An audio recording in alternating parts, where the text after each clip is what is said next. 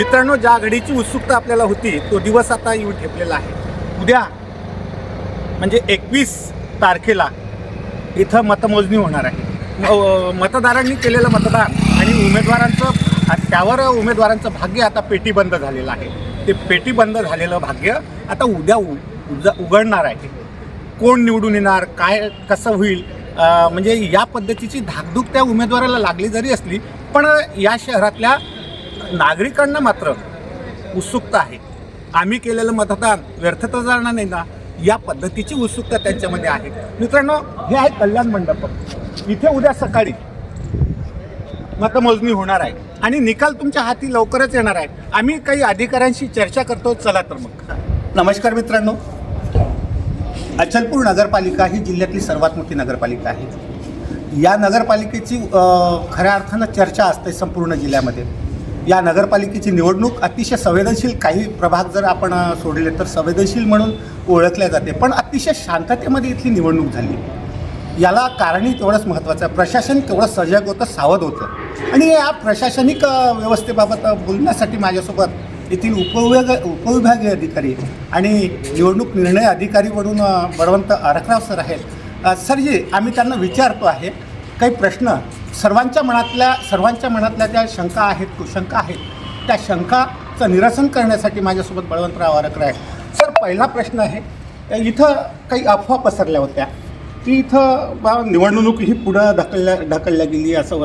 आजही त्या लोकांच्या मनात शंका आहे. काय आहे निवडणुकीच्या मतमोजणीसाठी?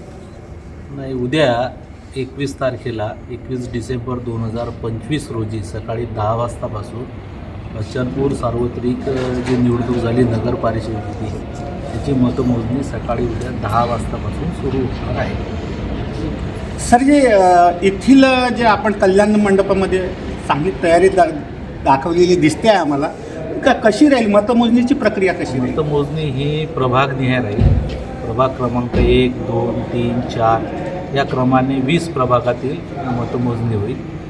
सदस्यांची मतमोजणी झाल्यानंतर सदस्यांचा निकाल लगेच जाहीर केला जाईल आणि अध्यक्षाची जी निकाल आहे तो सर्व 20ही प्रभागाची मतमोजणी संपल्यानंतर 20ही प्रभागात अध्यक्षपदासाठी जे उमेदवार उभे आहेत त्या सर्वांची मताची बेरीज झाल्यानंतर 20 राऊंड झाल्यानंतर अध्यक्षपदाच्या विजयी उमेदवाराचे नाव जाहीर केले जाईल. इथे साधारण किती टेबल लागलेले आहेत सर प्रत्येक प्रभागासाठी? इथे प्रत्येक प्रभागासाठी 6 असे 12 टेबल लागलेले आहे. प्रत्येक फेरीत 2, 1, 2 या क्रमाने 20पर्यंत आपली मतमोजणी होईल. साधारण उमेदवार म्हणजे जे उमेदवार आहेत इथे, त्या म्हणजे नगरसेवक पदासाठी उमेदवार आहेत, त्यांचे प्रतिनिधी कसे राहतील?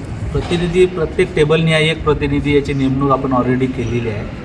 ते सर्व लोक उद्या या ठिकाणी उपस्थित आहेत. नगराध्यक्षाचा जो निकाल आहे हा साधारण किती वाजता डिक्लेअर होईल असं तुम्ही? 20 फेऱ्यांची मतमोजणी संपल्यानंतर साधारणतः 1.5 ते 2 तास मॅक्झिमम, कमी जास्त होऊ शकते, 2 तासामध्ये नगराध्यक्षाचा निकाल येईल असं अपेक्षित आहे. म्हणजे अंदाजे 10 वाजता ही प्रक्रिया सुरू झाली, त्याच्यानंतर मग 12 किती वेळ चालेल? साधारणतः 12 वाजेपर्यंत आमचं नियोजन आहे. मागे पुढे होऊ शकतं. संपूर्ण निवडणूक चांगल्या पद्धतीने हाताळली. आपल्याजवळ पोलीस प्रशासन वगैरे सर्व, सुरेशजी मस्के सर आहे ठाणेदार इथले.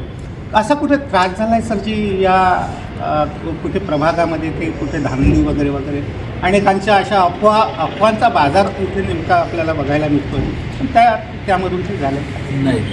अचलपूर सार्वत्रिक निवडणूक जी आहे सर्व विभागाचं, पोलीस विभाग असेल, महसूल विभाग असेल, त्याच्यानंतर नगरपालिका प्रशासन असेल किंवा इतर महसूल सोडून जे इतरही विभाग आहेत, शासकीय कर्मचारी आहेत, विभाग आहे, त्या सर्वांचं आमचं चांगलं कॉर्डिनेशन होतं. महत्त्वाचं म्हणजे पोलीस विभाग असेल, नगरपालिका आणि महसूल या तिन्ही विभागांचा आपसात फार सलोख्याचे कॉर्डिनेशन होतं, चांगलं समन्वय होता आणि या माध्यमातून ही जी निवडणूक आहे शांततेत पार पडली आहे. यासाठी शहरातील जे सर्व नागरिक आहेत, मतदार आहेत, त्यांचंसुद्धा योगदान चांगलं राहिलं आणि सर्व मतदानाची प्रक्रिया शांततेत पार पडली. सर, 20 प्रभाग आहेत आणि 41 उमेदवार निवडून येथे द्यावं लागणार आणि एक नगराध्यक्ष.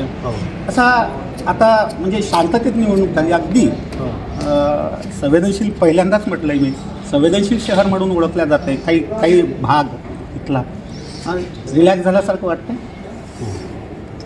आणखी आता एक शेवटचा टप्पा मतमोजणी हा शिल्लक आहे.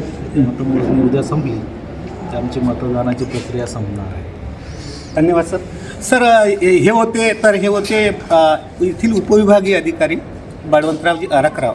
आणि खऱ्या अर्थानं सांगतोय येथील जी निवडणूक प्रक्रिया आहे ना अतिशय शांततेत सुरुवातीलाच मी सांगितल्यानुसार शांततेत पार पडली आणि उद्या मतमोजणीसुद्धा शांततेत पार पडेल.